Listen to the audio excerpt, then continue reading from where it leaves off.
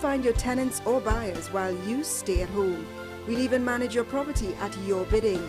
Anything real estate, come home to Gittins and Gittins Real Estate. Call us at 760-3280 or 747-1220 or visit us at 16 Fifth Street in Woodbrook.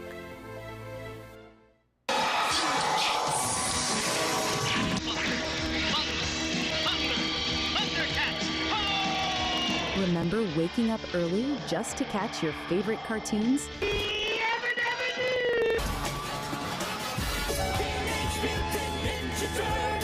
WESN brings back those magical mornings with Retro Saturdays.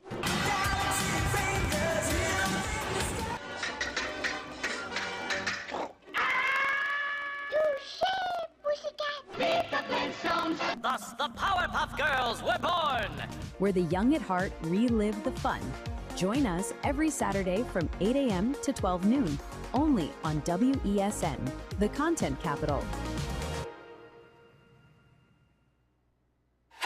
FanZone, your reliable, authentic supplier, has just gotten better. You can now visit our website www.fanzonett.com for your authentic wear and collectibles. The only place where you can use both your Visa debit and credit cards. Visit our website fanzonett.com to make your purchase today.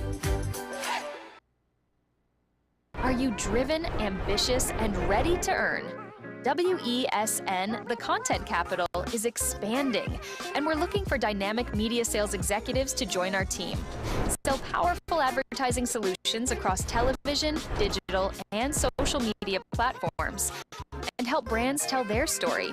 If you have strong communication skills, a passion for sales, and the drive to succeed, join WESN today. Send your CV to marketing@wsncc.com or WhatsApp 68-61662 and start building your future.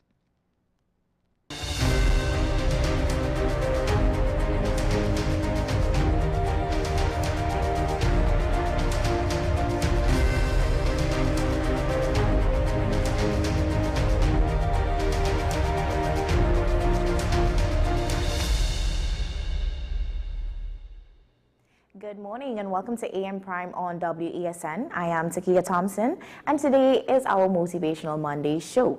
Now we're going to start off with our motivational boost and then head into a motivational video. So take a look at this.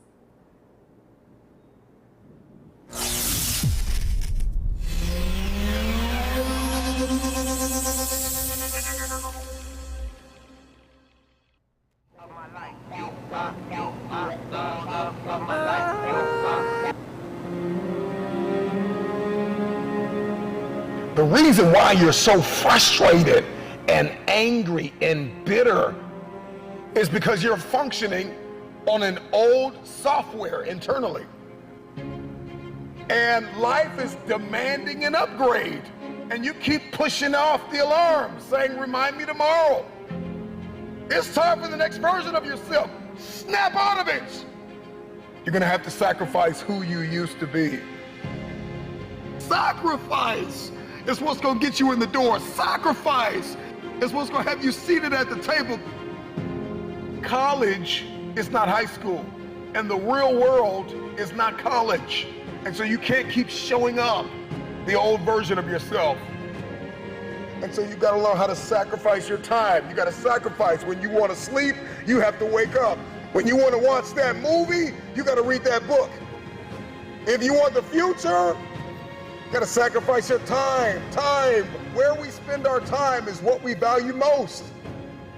Get out of this 30-day mentality and commit for the rest of your life. I need you to get out of your comfort zone. You can't be successful with the companion of comfort. Comfort and success cannot walk together. Boss up and admit that you are afraid. You are afraid to fulfill destiny. You are afraid to manifest. You are afraid to evolve. You are afraid to give it everything you have because you are afraid that people will reject you. You are afraid to change. You are afraid to move. Boss up and admit that you are afraid. And I'm just believing that today is the day that you break through.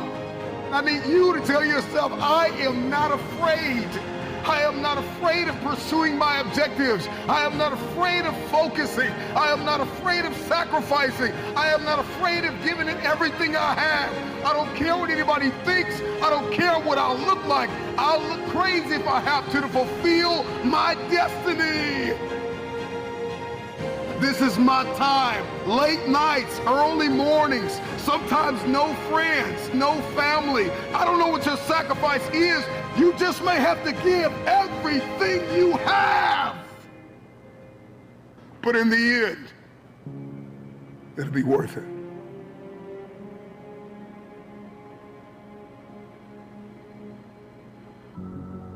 The future is very expensive.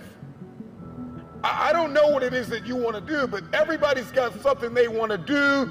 Everybody's got something they want to become. Everybody's got somewhere they believe they've been destined to go. And oftentimes we don't hit these targets because we're not considering the cost.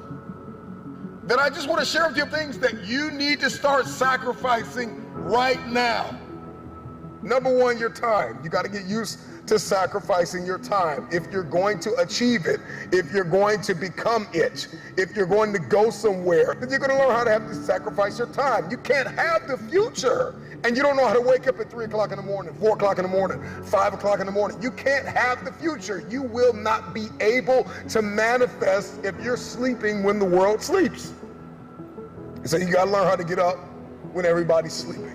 You only have 24 hours in a day. You got to learn to manage the time that is given to you.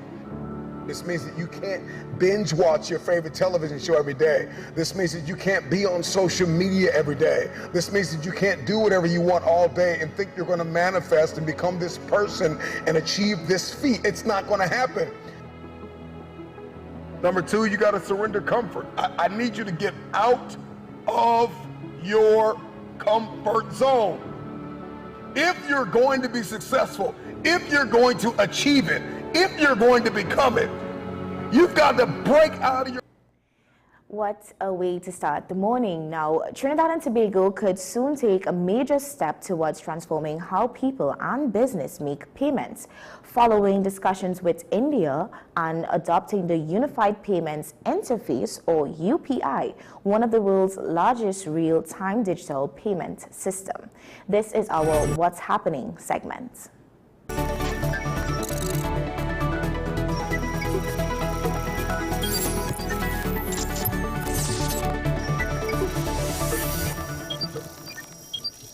India's Minister of External Affairs, Dr. Subramaniam Jaishankar, says Trinidad and Tobago is poised to become the first country in the Caribbean region to move forward, implementing the platform which powers billions of transactions monthly in India through instant bank-to-bank transfers and QR code payments.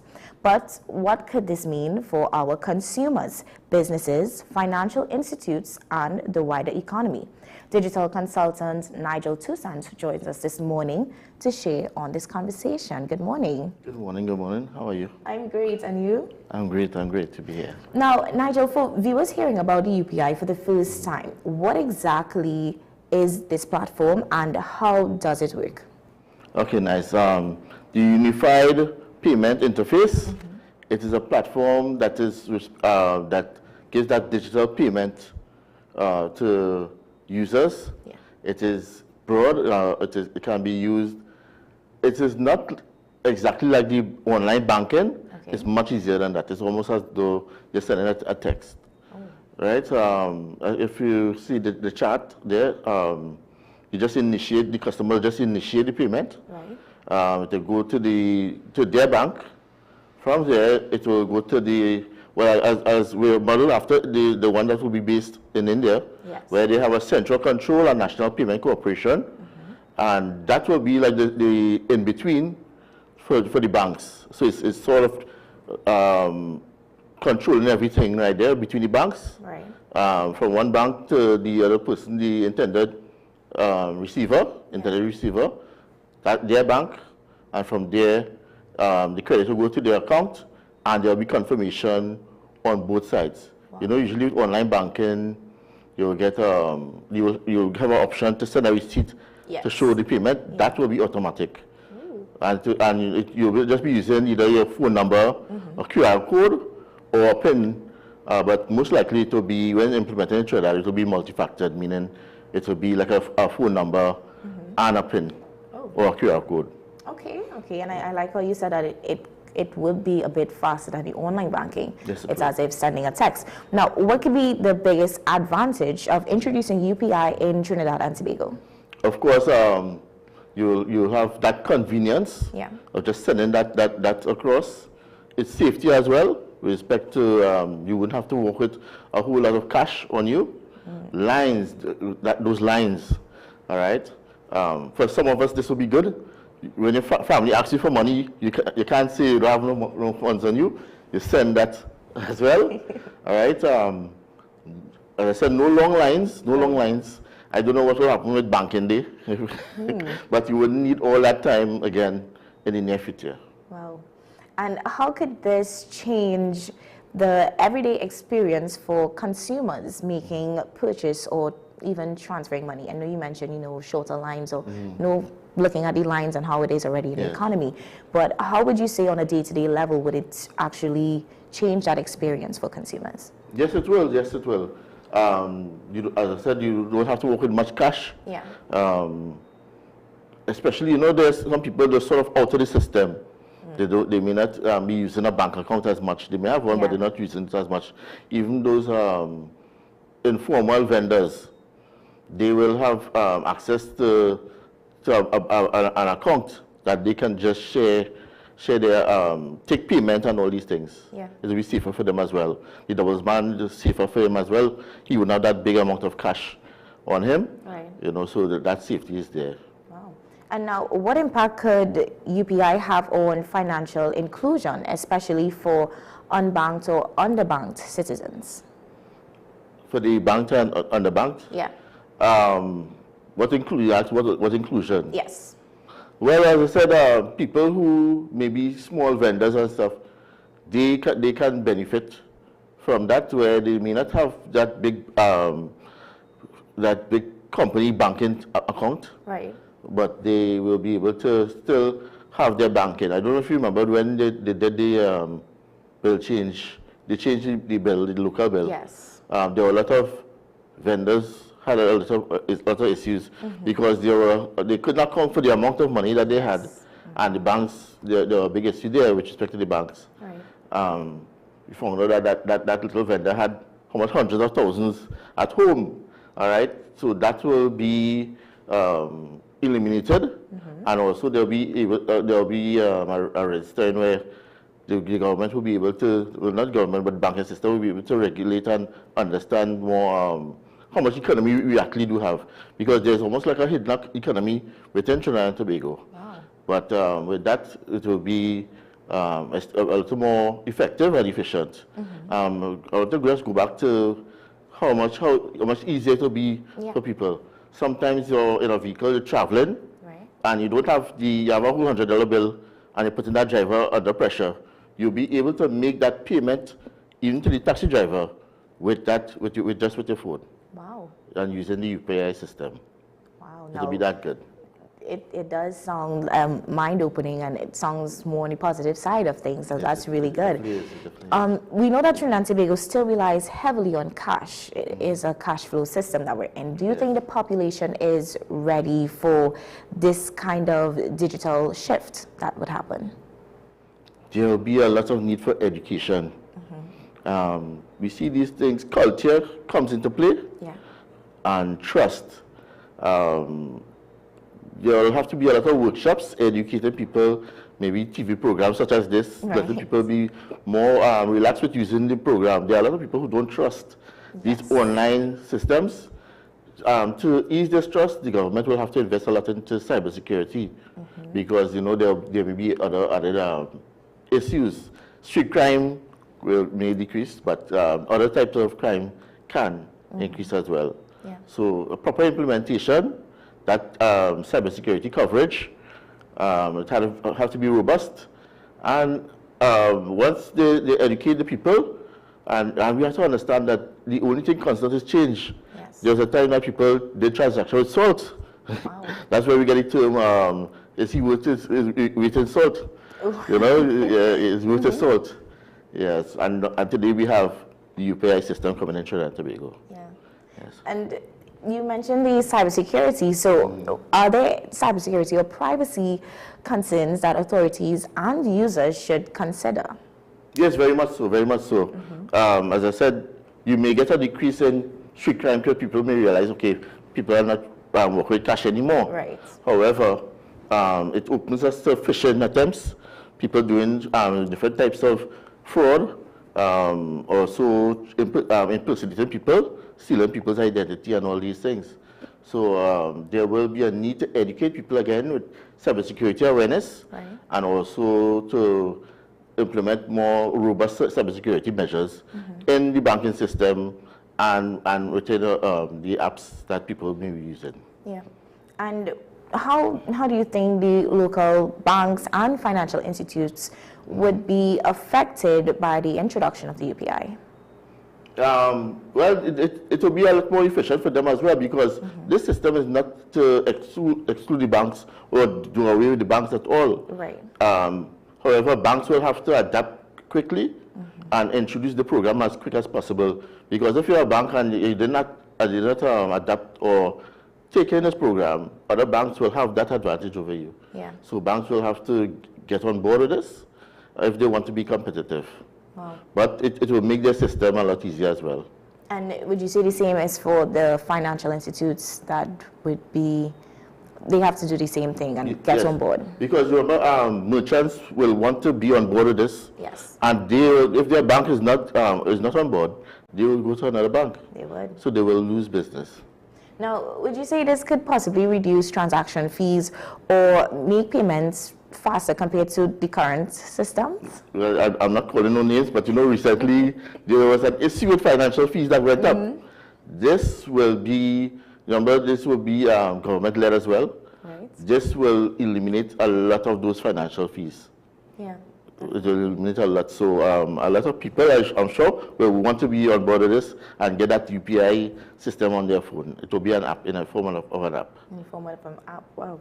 And could this potentially reduce or help move the position of Trinidad and Tobago as digital finance leader within the Caribbean region?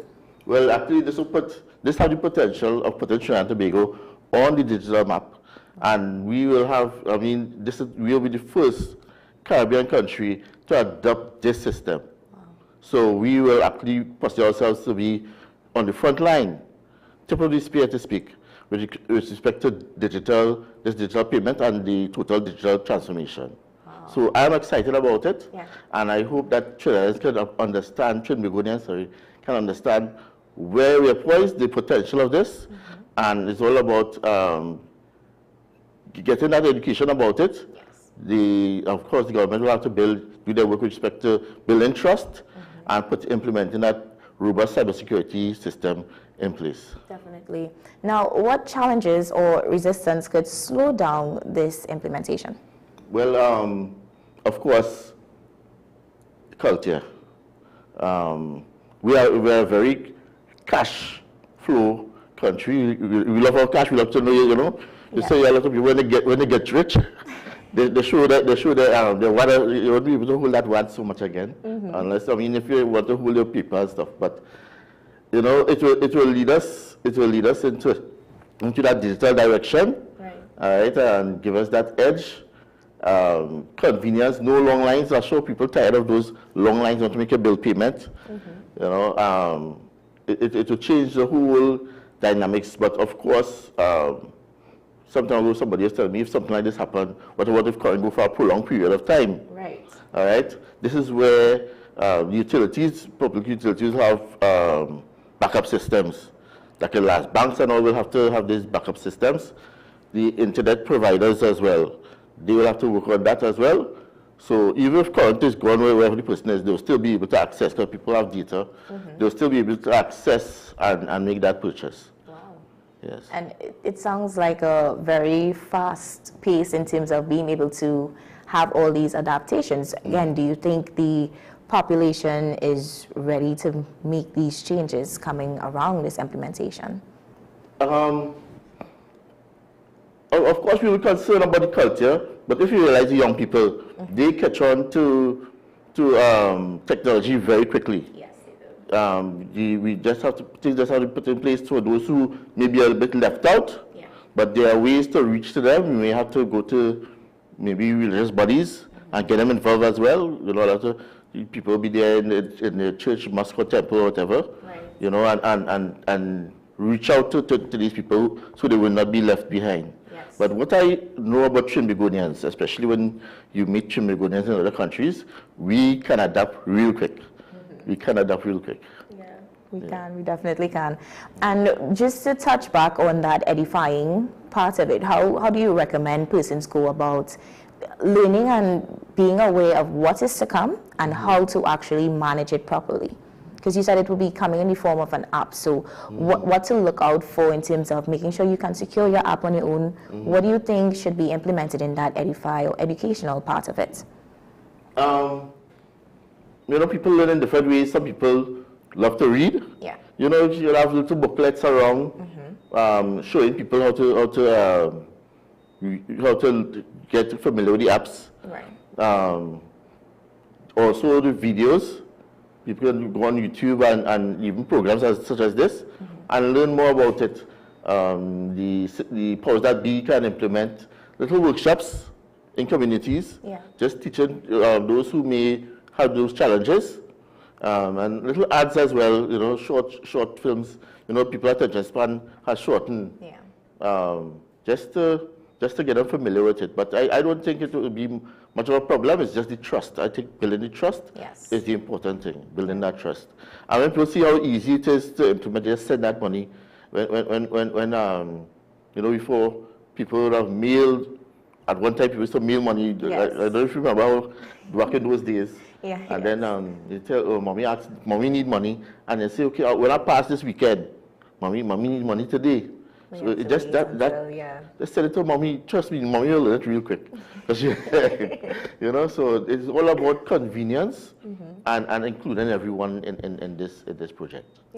Now, what message would you leave with the viewers who are hearing what you're saying and, you know, they want to fully be on board, but like you said, it's the trust, being able to put all that trust in this digital platform that's coming. What would you say to those viewers who are still questioning it or may not lean too much into it right now? Okay. As I said before, change, the only thing constant is change. You know, I know it may be new to some of you all, to some people, some of us, and it's all about convenience and being able to access. Everything takes time. Be patient with yourself, be patient with the system, and we will look forward towards the future. Thank you so much, Nigel, for coming on this morning and sharing. Any final words you'd like to add on this topic, or just leave with the viewers looking on, or you think you've made it very clear that change is inevitable? Change is inevitable. You know, this is just the beginning, but we talk about digital transformation. This is part of it. This is part of it. We've seen the societies that refuse to change. Those are the ones that are left behind. And if we don't change, we realize that the world is definitely changing. We see where Jamaica is going with technology, Barbados as well. Let's not get left behind. Again, thank you so much, Nigel, for coming on and being a part of this morning's discussion. It was truly informative and insightful.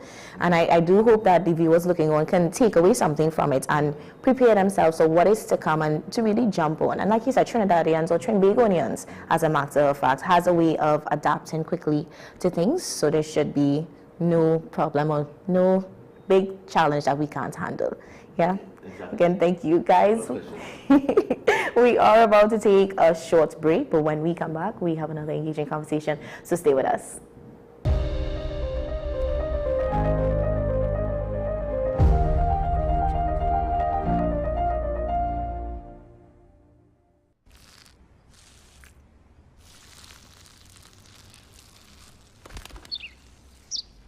Maybe he landed here totally by coincidence. But if by chance He's admiring your fresh coat of Benjamin Moore soft sky blue. Well, that's a pretty high compliment. Coming from an expert.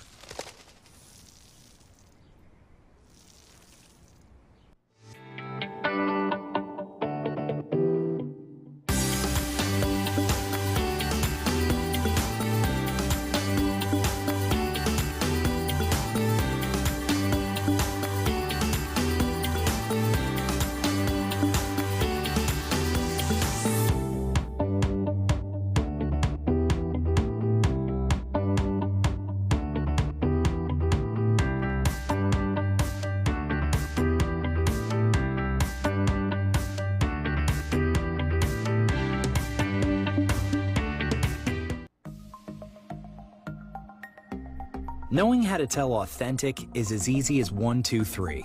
Find it, match it, search it. Step 1. Find the style number on the tag. Step 2. Match the style number inside the jersey with the number on the tag. Step 3. Search it. A quick Google search of the style number will verify the jersey is authentic when the search results match the jersey being searched. Don't be fooled by counterfeit jerseys. Before you buy, remember to find it, match it, search it. Fan Zone, 2 locations nationwide. Center City Mall, Chaguanas and Movietown, Port of Spain. Nationwide delivery available.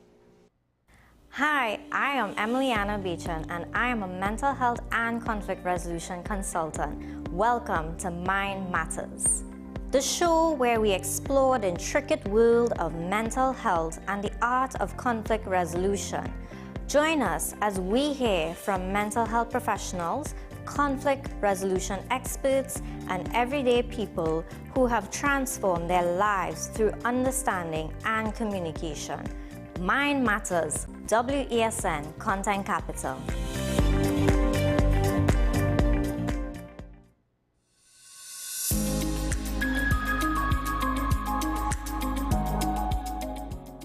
In Trinidad and Tobago, cervical cancer still remains a serious health problem, ranking the 3rd most frequent cancer among women in this country. So you may be happily at home not knowing you might have the early signs or the early stages of cervical cancer. So the first thing is that it can be completely without any symptoms or signs.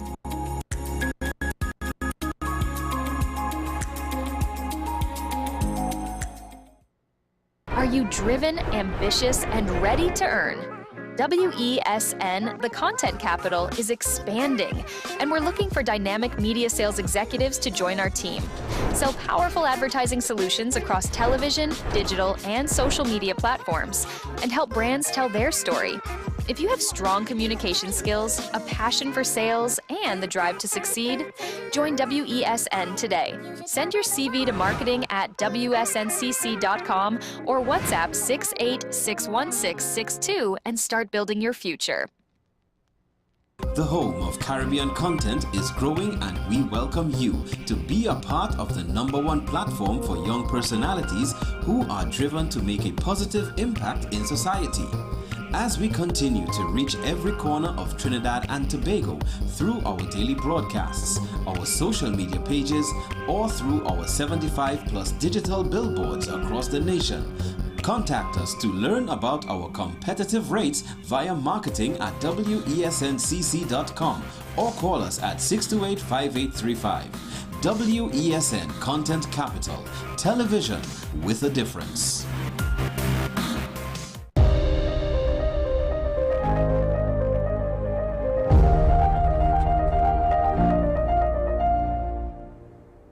Welcome back. As we move forward with our Health 360 segment, a virus making global headlines has raised calls for serious concern.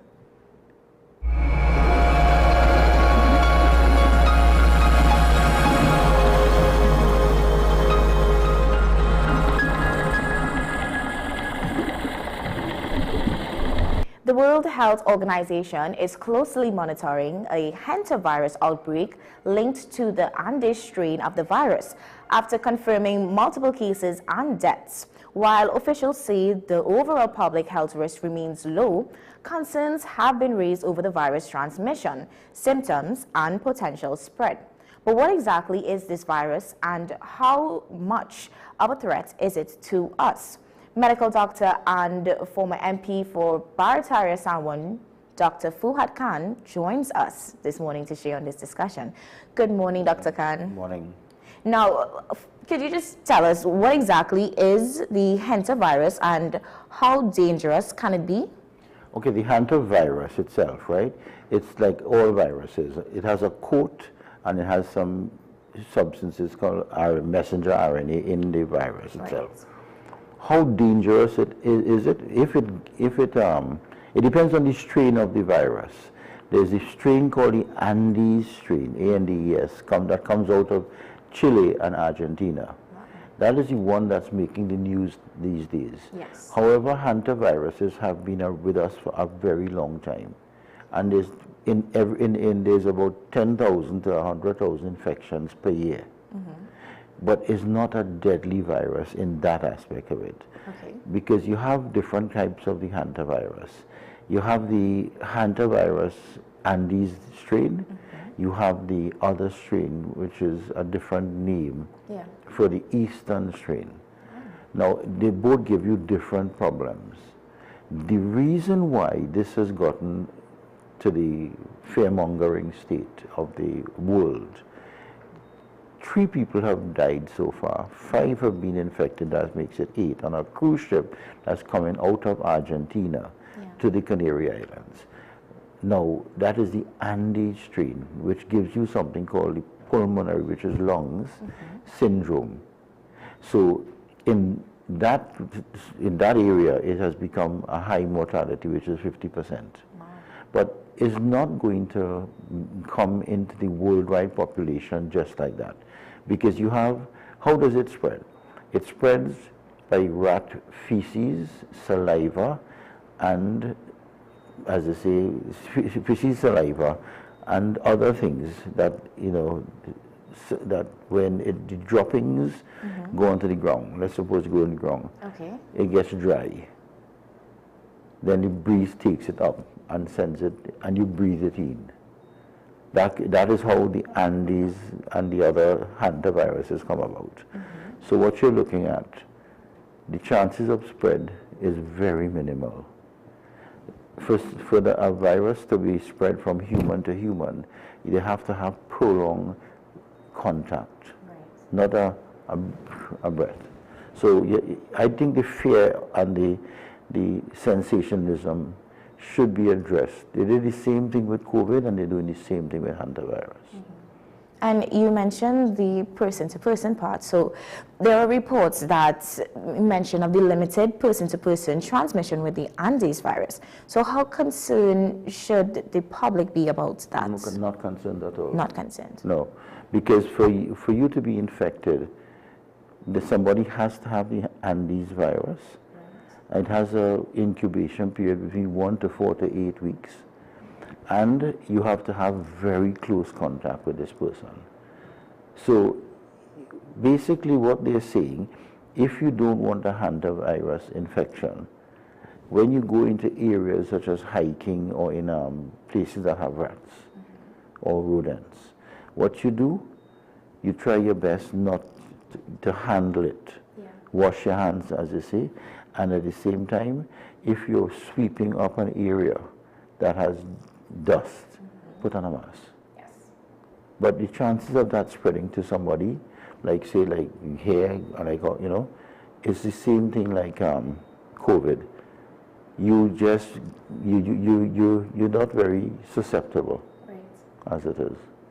And can you tell us what are some early warning signs or symptoms that persons can look out for? It's just a general flu. Just a general flu. In the Andes virus, which is the pulmonary or lung part of it, you get a flu, which is sore throat, nasal stuffiness, fever, headaches, vomiting, whatever. Normal flu. Okay. And in the other part, which is the renal system of Southeast Asia, you get the same symptoms. So But that hardly ever spreads and destroys any part of your system unless you are susceptible. So somebody with lung problems or kidney problems will succumb faster. But we are speaking about the hantavirus as if it is all over. Yes, it's all over, but not the strain that gives you problems. So you could have hantavirus all around here. Right. But it's not the strain that is going to give you pulmonary problems or renal problems. Okay. So stop worrying about it. Definitely. And how quickly would you say the hantavirus can become severe if it's left untreated? But there's no treatment. There's no treatment. Some people have started working on vaccines, etc. Yes. If you get the hantavirus and you get problems with it, you get supportive IV lines, oxygen, and supportive treatment, and people recover unless they're susceptible. And now you mentioned persons who may be struggling with their lungs or kidney problems. Already. Are there any other groups of persons who may be more vulnerable to this illness? Not really. It's those just those group of people. Specific group. And it has to be the strain of the virus. Okay. Which is the Andes virus from Argentina and Chile. Other than that, people are basically up in arms unnecessarily. Similar to COVID. COVID had a mortality rate of less than 1%, but the whole place locked down and they mashed up the whole economy. So what I'm saying to you, don't do the same with this. Be very careful. Right. However, the World Health Organization has its own agenda to push what they call the international health regulations on the world, where they could control everybody in the world. That is why they're going to use the hantavirus to do that. Wow. It's bigger than just a virus. And if persons looking on, they want to know what precautions should they take when cleaning areas, like you mentioned before, where rodents may have been present. Can you just the rodents that has the hantavirus is the deer rat, which is not found in Trinidad. Right. Right. And they don't have it's not spread by bats, and it's not spread by anything else. Our household rat and mouse is not spread by them. Right. So really and truly, when you look at the whole picture, it's not going to be spread in Trinidad to any great extent, unless somebody brings it in and has very close contact with somebody here, who then has close contact with somebody there, who has close contact. That's the only way it's going to go. But that hardly ever will happen. Okay. Yeah. And you mentioned that there might be works of a vaccine happening, but currently, since there is no vaccine or specific cure, how is the hantavirus treated medically? Supportive treatment. That you put intravenous lines to make sure you have enough hydration, you have oxygen, and you support the person with antibiotics so they don't get what they call secondary infections. But and then you could do dialysis for those people with the renal problem. But we're talking a lot of medical things here, as if it's going to take place. I want to assure the population you're not getting that here. Thank you for assuring that. Because a lot of people probably looking on and it's like, they're panicking unnecessarily. The headlines of the papers, the headlines of this, they're looking on social. There is more social media, right, of hantavirus than it has for anything else in a short space of time. And they put these pictures up, which is AI pictures, and they frighten and fool people that this thing is coming next to you, when it's not. Just to be aware of it also, just to be mindful of what's happening around you. Forget it. Don't even think about it. Don't think it will go away. The WHO says the overall public health risk remains low, like you were talking about. So from a medical perspective, what does that assessment mean? Don't worry about it. Don't worry about it. So that's the approach to take moving forward. Unless you have nothing to worry about and you want to go on social media and worry about something, you could then worry about it. Yeah. You know? But what they're saying is that the World Cup is going to be affected because of hantavirus. So listen to us. No rubbish. In today's global travel environment, right? I agree with that. I know you have a question. Because we want to just clear the air with it one time. So as much as you can affirm and assure the public looking on, to let them know, don't worry about it. They're going to bring all different scenarios. So we just clear in the air one time with it. So in that travel environment of things, how important is international disease surveillance and rapid reporting? It's strong, but the thing about it, it takes 1 week to as long as 8 weeks to show itself. Right. So you could be sitting on with hantavirus and be good to go. So what you're going to do, lock down everybody? No. So what I'm saying to you, somebody could be flying, somebody could do anything with a hantavirus. Right. Okay, and there's the normal RT-PCR testing which they use for COVID, which gives you a lot of false negatives and false positives. So next thing you know, the lab will come up with a test and say, okay, come and do your PCR if you have hantavirus. They'll make another $1 billion. You understand what I'm saying? So fear drives the economy. Yeah. And that's what's happening right now. The World WHO has to be the watchdog for stuff. But if you come online and talk about it every single day, like what they did with COVID, you're going to create a fear that is unnecessary. And what message now would you just leave with the public to avoid the panic? Because persons would still think, you know, maybe, as you said, you know, we don't have to worry about it. But what if it end up coming to Trinidad? What if it doesn't? To avoid that panic, right? What is that message you'd want to leave with them while they remained informed and vigilant to what's happening around us? Don't take everything for granted. Don't take everything for gospel, sorry. Just live your life and forget about Hunter. Think about something else. I love your It message sounds this crazy, morning. doesn't it? But that's the truth. Right. That is the God honest truth. It is not a virus that is going to jump on, you know, like a cough and cold virus. Right. It's not going to be like that. I would suggest to people, don't worry about it, don't think about it, because it's not going to be anything great to worry about. But if you panic yourself, you're going to get up in the middle of the night with night sweats and say, oh God, I have hantavirus. Right. And then you're going to start speaking about hantavirus, and everybody goes, this about hantavirus. And the focus will be on hantavirus. But it doesn't make any sense to be there. Yeah. Unless you go and travel to Argentina and play with a deer mouse, which is a little mouse with big ears. Wow. Yes, are you going to play with that mouse and look at him in your hand and then kiss him and thing? It's negative that would happen. Exactly. But no, I get what you're saying. Yeah. So it's really not to worry about it. No. And persons may probably want to even compare it to the common colds that we have already circulating. Yeah. So it's really nothing to worry about. Just the common cold is a different kind of virus. It's like H flu virus or something. You'd be surprised the amount of coronavirus, which is COVID virus, floating around the air right now. COVID disappeared like Ukraine war. Wow. And even with leptospirosis. Leptospirosis is a different thing. Okay. That is rat urine. It's a bacteria, not a virus. Right. And it's like rat urine. If you have a lot of rats in your house, any rat, and you don't wash your utensils or you properly at night, if you have, then you could get leptospirosis, which goes and attacks your liver and your kidney. That's a totally different ballgame. So we could, you know, take advantage of this time to talk about the stuff that we can control in our environment. So the leptos one that we're now talking about, and even to maybe expand on some other things that we should be highlighting right now, and not probably taking on the hantavirus too much. What would you? Hantavirus is more or less a sort of a social media influencer. Right. They have influencer, they have in social media, that is hantavirus. It's become the new influencer of social media. Wow. Yeah. So people using it to get likes. That's what it's been used for right now.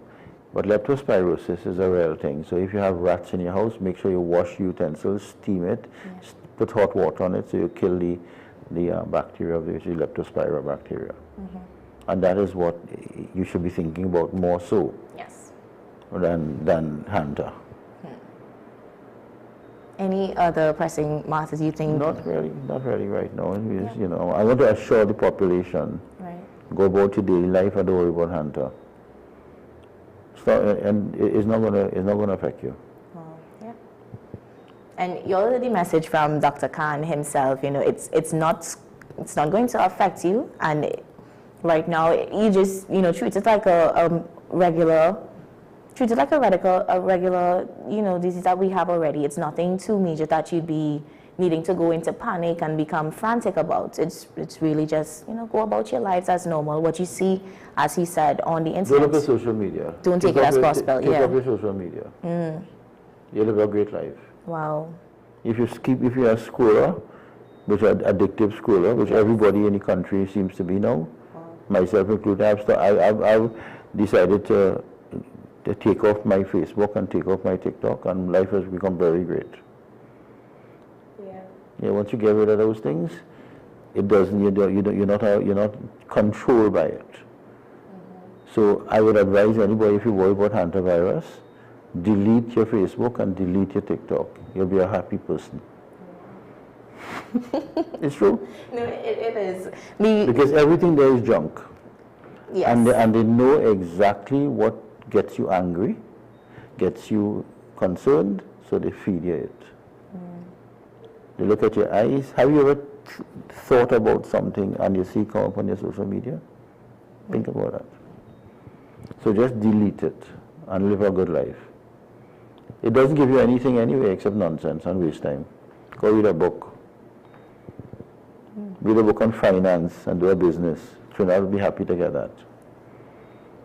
Start a business. Instead of looking at hantavirus on social media. If I see you delete your Facebook and you delete your TikTok, you're better off. You don't want to hear that message this morning because you're going to scroll us now. No, Dr. Khan. I think it's important as well, like you mentioned it, to have those periods when you can maybe scroll, but then also be able to detach yourself from it. I do find that very helpful and important. Also, ask yourself how much time you pick up your phone and scroll per day. That's the other thing too. You can't want to spend your time, all of your time at least, just scrolling on a device. No. What is getting done when you do that? Exactly. So I believe in that balance. It's like what we call in economics an opportunity cost. Right. If I have to buy something, I have to not buy another thing which I want. So if I want two things, I can't buy both, I can buy one. Yeah.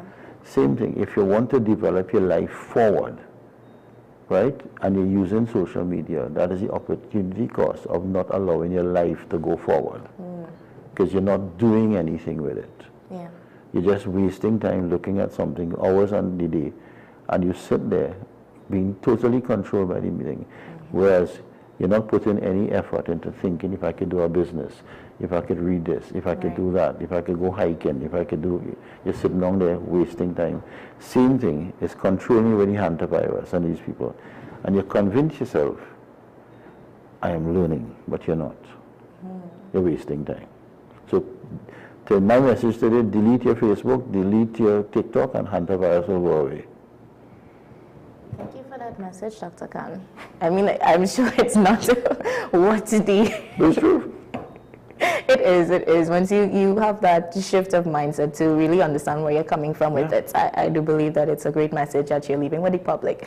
Thank you so much. Thank you for having me here. For coming on to have this conversation and to helping ease the mind of many citizens looking on, that maybe even thinking too much into this hantavirus problem. Thank you for setting that across the board and letting us know there's nothing to worry about. I think that's important that the public know about this.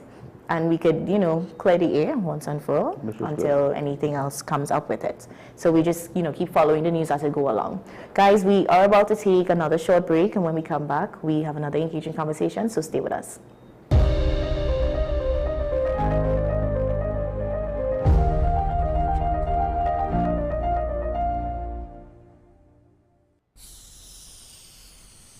If these walls could talk, they'd cry uncle.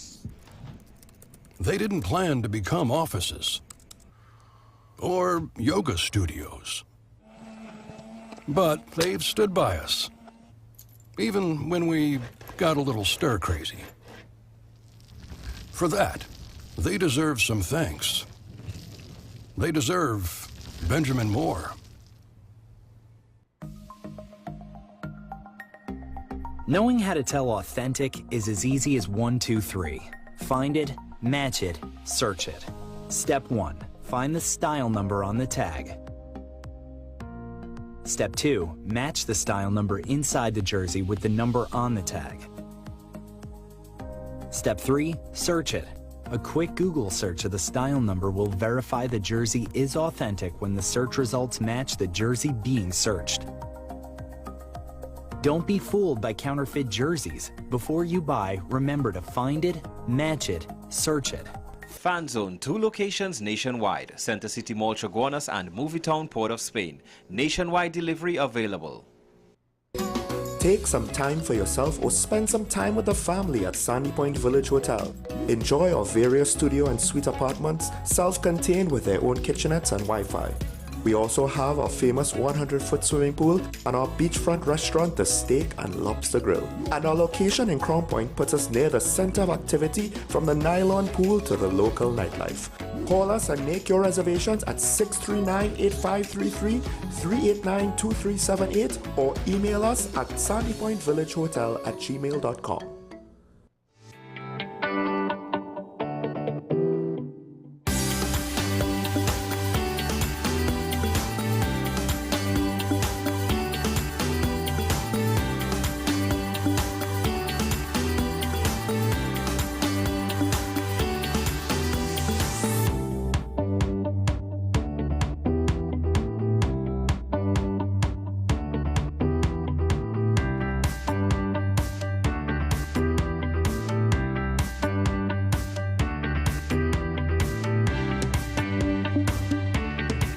Are you driven, ambitious, and ready to earn?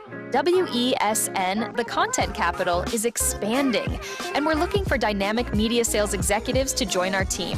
Sell powerful advertising solutions across television, digital, and social media platforms, and help brands tell their story. If you have strong communication skills, a passion for sales, and the drive to succeed, join WESN today. Send your CV to marketing@wsncc.com or WhatsApp 6861662 and start building your future. Pastor J, I want to get a tattoo. You really respond to me. Respond to me how you would respond to me. The first question I'll ask is why? Controversial taboo topics. We get so consumed by church, we forget that we have to live the life of being a Christian outside of the Sunday. Like you say, services. we think going to a service makes us a Christian. Exactly. Yeah. Right. So here we are about to hear the second time Pastor J wanted to take a tattoo. Would have been late last year and early this year. Oh gosh. Hope Unfiltered podcast with Pastor J and Ren.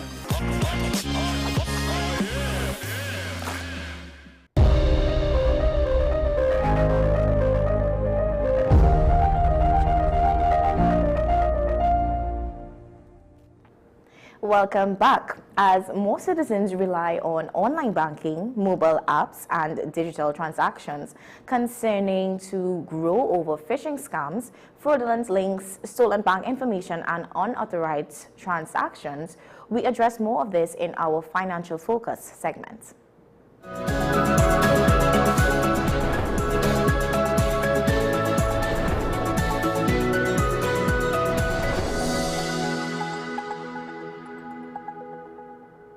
Financial institutions have repeatedly urged customers to remain vigilant as cybercriminals become more sophisticated.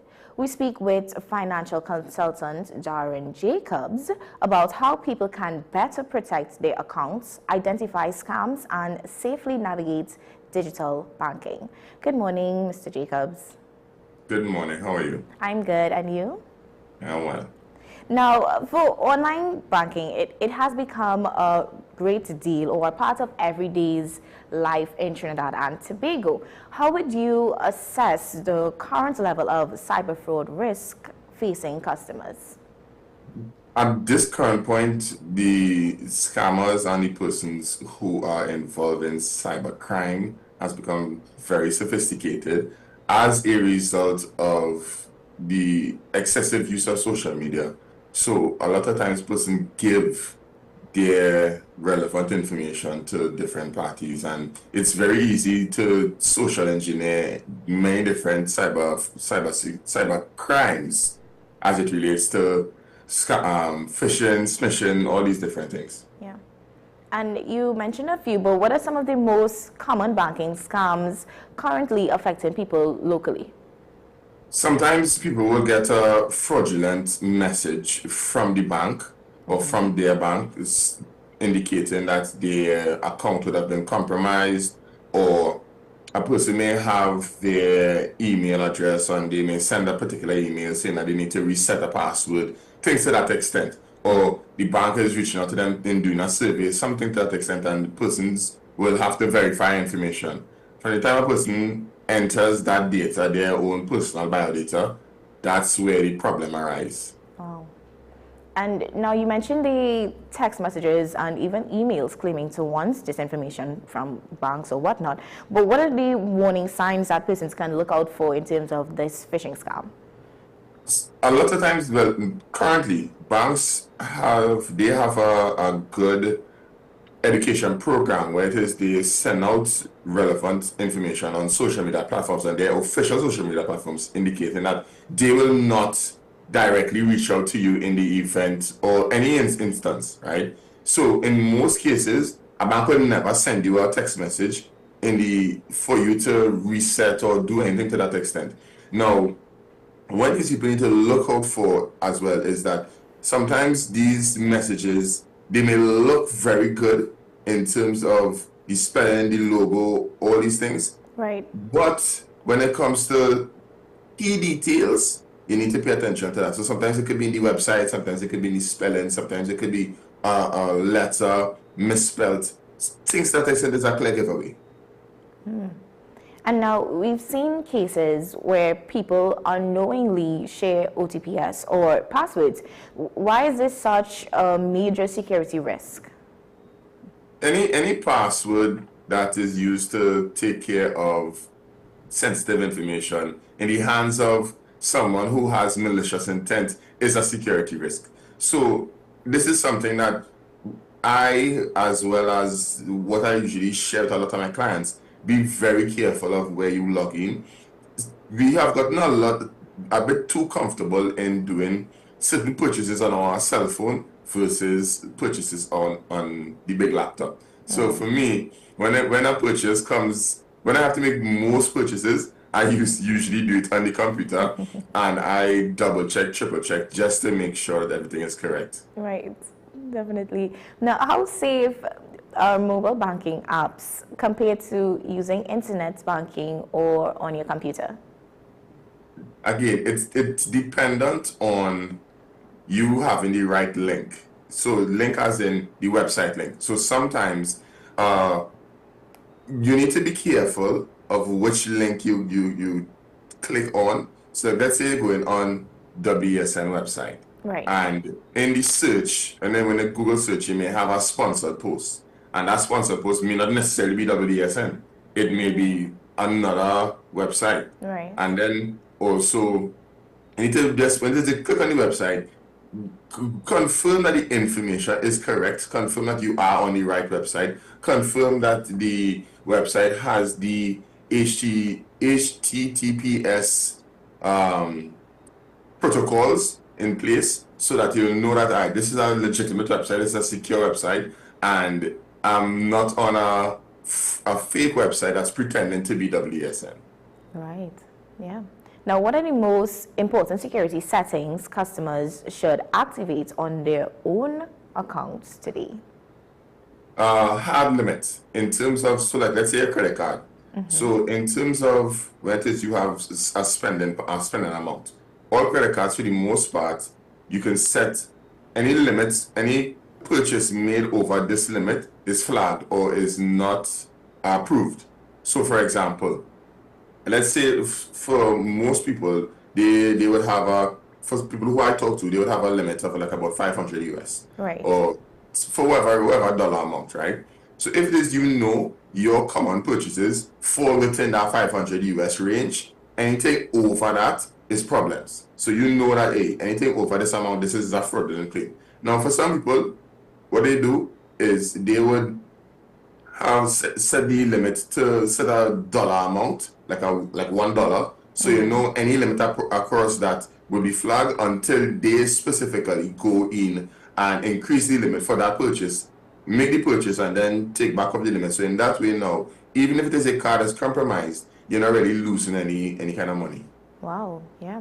And now some customers say that they only realize that there's a fraud after money is already missing. What steps should someone take immediately if they suspect their account has been compromised? Reach out to the bank. So the first line of defense is really reaching out to your bank and informing your bank that you are suspected that your card has been compromised. That's one.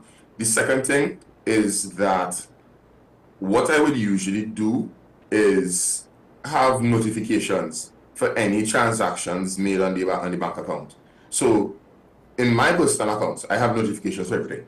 So for any time any money is withdrawn, for any time any purchases are made, I automatically get some sort of notification indicating that a transaction has been completed. And at that point, I will then now go and check and see which transaction it is, just to confirm that I wouldn't have indeed made that transaction.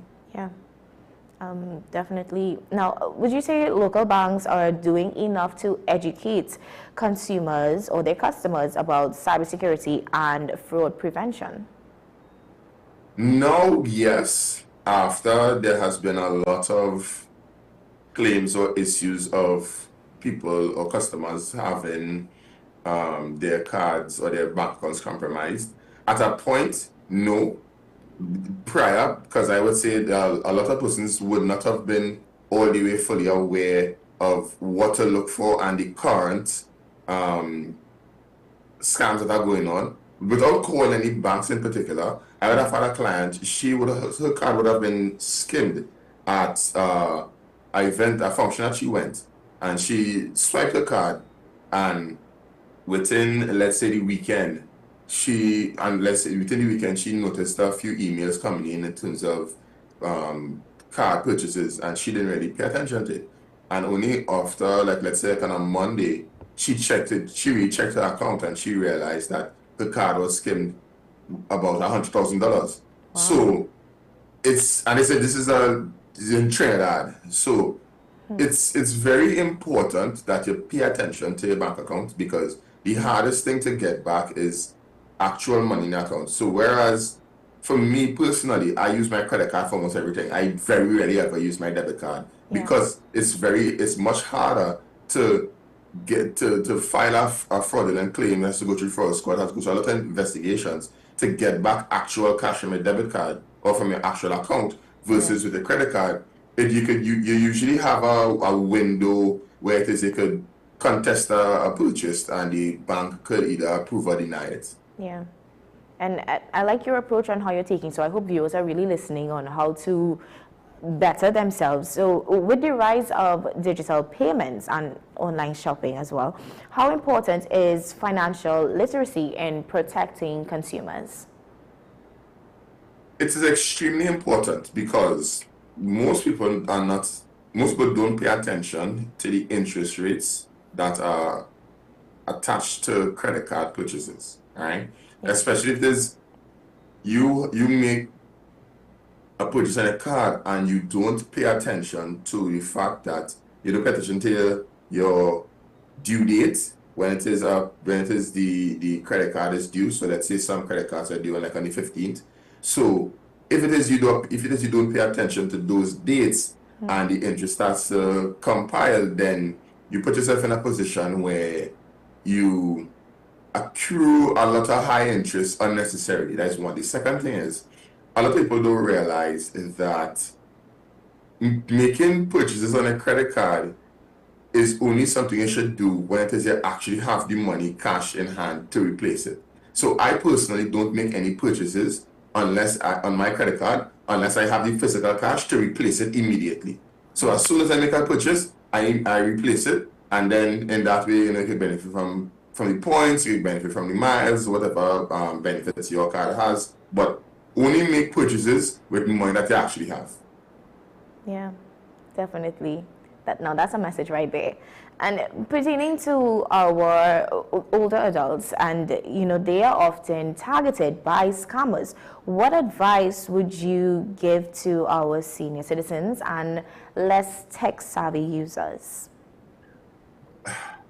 So this is a bit of a funny story, because long time when you're a child and your parent had the belt over you, telling you about studying your schoolwork. we as the younger generation need to have that same approach with our parents in terms of making sure that they don't click on certain links and really sometimes police their online usage in terms of purchases, because sometimes they are the most vulnerable. Yeah. They fall victim to AI, where it is a lot of us now are able to spot AI generated person or AI generated scam or situation like that, where they now have a hard time in able to do that. So this is incumbent on us to really be more policing of our parents.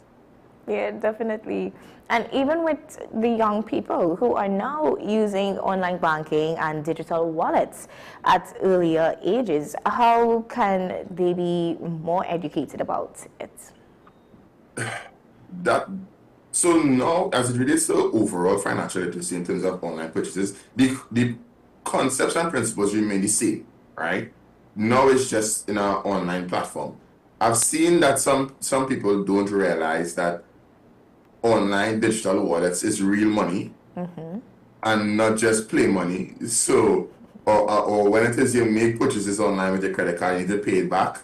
So some people need to realize that financial literacy is financial literacy across the board, and it's incumbent on every person to have a certain degree of understanding of how their money works in order to make the best use of it. Because if this you don't, the persons with less honorable intentions will capitalize on it. Yeah. And now, looking ahead, do you think cyber fraud threats will increase as Trinidad and Tobago expand digital banking services? Definitely. Yeah. It's just a new frontier of persons who have criminal intent to maximize on, and the more the average user engages in online purchases, which is just a normal part of life now, we need to be careful.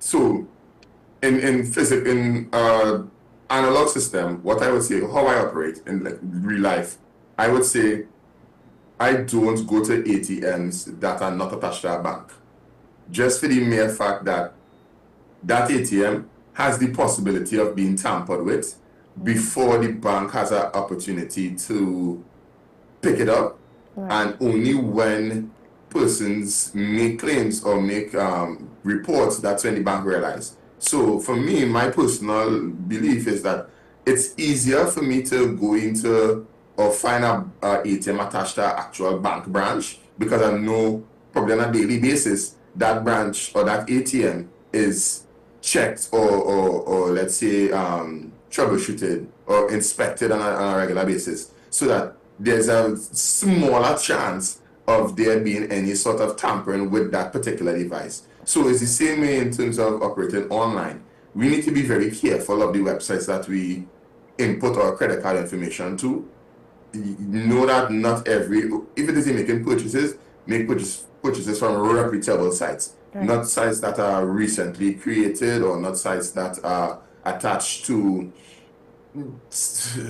without calling any particular sites. Just look at sites that has a history of good standing, and you should be fine. And now, what message or simple habits that you can leave with us or leave with persons looking on to adopt better in terms of protecting their money and personal information online?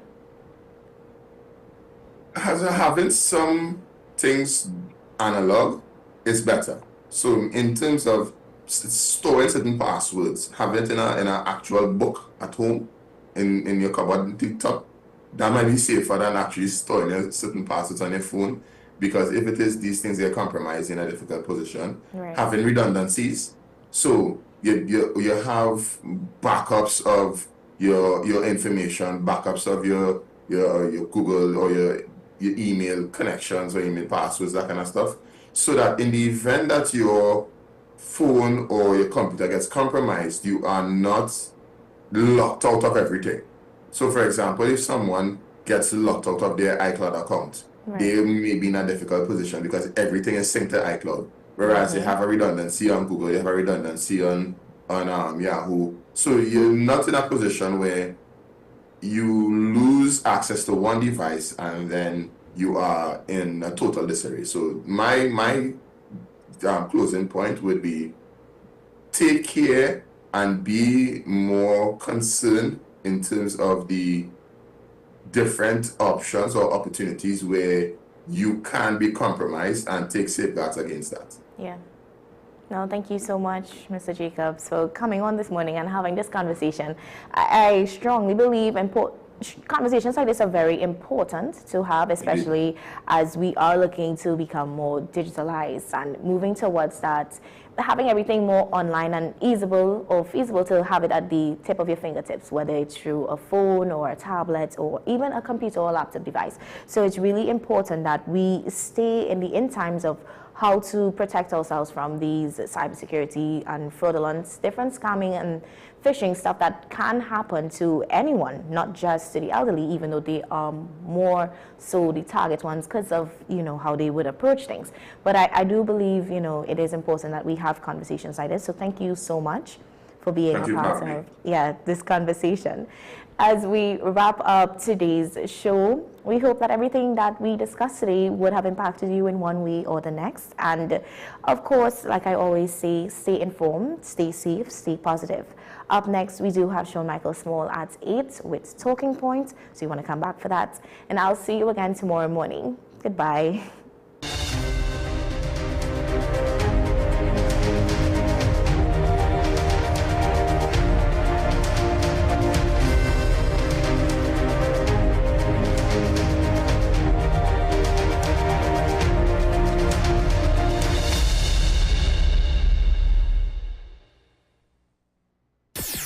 WESN